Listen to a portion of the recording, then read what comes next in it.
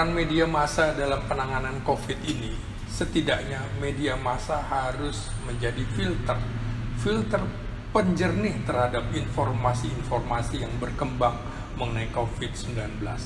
Artinya media juga harus memberikan informasi, keterbukaan dengan fakta-fakta, dengan data-data. Jangan ada yang ditutup-tutupi. Penting karena dalam kasus COVID ini ternyata media sosial hampir 90% mendominasi informasi. Padahal informasinya mengandung unsur-unsur yang memang terjadi kesalahan-kesalahan atau hoax. Kita juga harus belajar dari pengalaman pertama. Pengalaman pertama bagaimana memberitakan tentang suspek atau orang yang terpapar COVID. Ketika itu suspek malah dianggap seperti berita-berita kriminal, padahal tidak seperti itu. Media massa dan juga pemerintah harus belajar dari pemerintah negara-negara lain bagaimana menginformasikan suspek. Mestinya ada narasi tunggal, siapa yang bisa dipegang. Narasi tunggal ini juga harus cepat karena ini bencana yang memang serius, bencana internasional. Karena itulah kemudian masyarakat, media massa juga harus sama-sama menangani ini sebagai musuh bersama. Misalnya punya Babin Kamtibmas, TNI punya Babinsa, itu yang bisa kemudian dipadukan dengan tokoh-tokoh masyarakat untuk mengedukasi. Sekali lagi, media massa punya fungsi informasi dan edukasi, inilah yang dikedepankan. Lalu pesannya apa? Sama semuanya.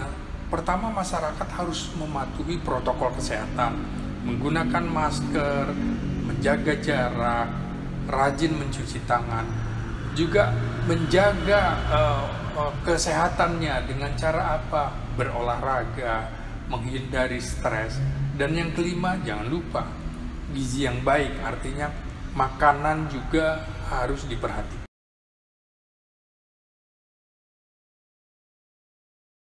Jadi gini, ini kan udah hitungan 1 semester kalau bahasa kampus ya, 6 bulan lebih ya. Karena kan akhir Desember 2019 ya, Maret, April itu masa-masa orang paranoid ya kan, cuci tangan, pakai masker, bahkan ganti baju sehari itu berapa. Nah, udah nggak begitu paranoia ya, saya takut seperti di awal 2 bulan 2 minggu pertama, 14 hari pertama itu karena orang merasa kalau dalam bahasa sosial itu pernah saya dengar disensitisasi, sudah nggak sensitif karena menganggap hal itu biasa, apalagi sudah lazim di masyarakat dibilangnya udah herd immunity ya. Jadi istilahnya kalau udah hukum rimba itu survival of the fittest. Sehingga dia udah prinsip paling juga flu batuk biasa, gue pasti selamat. Mungkin itu yang membuat orang menjadi nggak sensitif lagi, menjadi saya mengakui benar, memang di orang di lingkaran terdekat itu belum ada yang terdampak. Saya pribadi ngalamin orang yang terdekat di saya, terdekat dalam pengertian tidak satu lingkaran tapi sahabat saya. Itu dosen UIN Fakultas Dakwah. Itu tanpa saya sebutin tapi udah rahasia umum.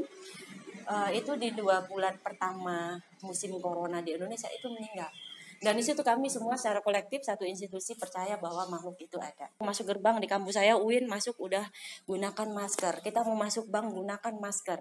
Kita mau ke mall gunakan masker.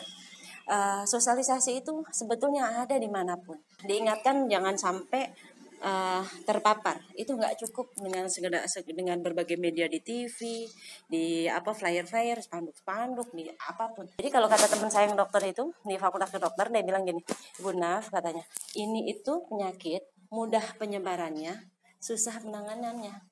Kan dia tahu banget karena kalau orang udah masuk yang istilahnya dia punya penyakit nyerta, udah butuh ventilator, itu susah loh Bu. Sosialisasi nggak boleh berhenti siapapun kapasitasnya sebagai ibu rumah tangga, sebagai mahasiswa, sebagai dosen, apalagi sebagai pejabat publik ya, itu tak boleh henti gitu. Jadi kapanpun dimanapun harus yang paling utama di sini. Saya pribadi mengajak ke siapapun ya, ke keluarga saya, ke kolega saya, teman-teman saya, gunakan masker. Saya ingat iklan waktu zaman masker mahal itu tagline-nya I protect you, you protect me. saat saya misalnya pakai masker, berarti I protect you, siapapun orang yang depan saya. Berarti saya juga berharap, mohon dong Anda pakai masker ketika di hadapan saya. Berarti you protect me.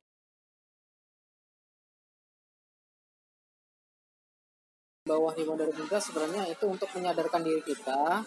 Pertama yang jelas kita harus sadar dulu kesehatan itu penting. Rata-rata semua masyarakat yang menganggapnya ini COVID ini itu sebagai penyakit yang biasa. Gitu. Yang perlu ditekankan kepada masyarakat kita bahwasanya COVID itu ada. Dan kita harus sadar bahwasanya protokol kesehatan harus kita jaga semaksimal mungkin. Pertama, itu kita memberikan kesadaran kepada masyarakat. Jadi kita memberikan masker, kita memberikan penyemprotan gratis kepada masyarakat, itu salah satunya untuk menyadarkan bahwasanya COVID-19 itu memang ada dan harus kita jauhi dan kita waspada akan hal itu. Kita harus gencar-gencar mengajak seluruh elemen masyarakat tentang pentingnya dan kesadarannya terkait COVID-19 ini. Lalu memberikan contoh yang terbaik ke masyarakat terkait protokol kesehatan dengan menggunakan masker ketika keluar, jaga jarak ketika ada perkumpulan. Yang ketiga selalu cuci tangan untuk masyarakat dan teman-teman selainnya, untuk teman-teman lainnya pemuda-pemudi yang ada di Indonesia. Mari bersama kita sadarkan masyarakat akan pentingnya protokol kesehatan. Kita ikuti aturan-aturan pemerintah yang sudah diberikan oleh pemerintah, itu semuanya untuk menjaga kita, bukan untuk siapa-siapa.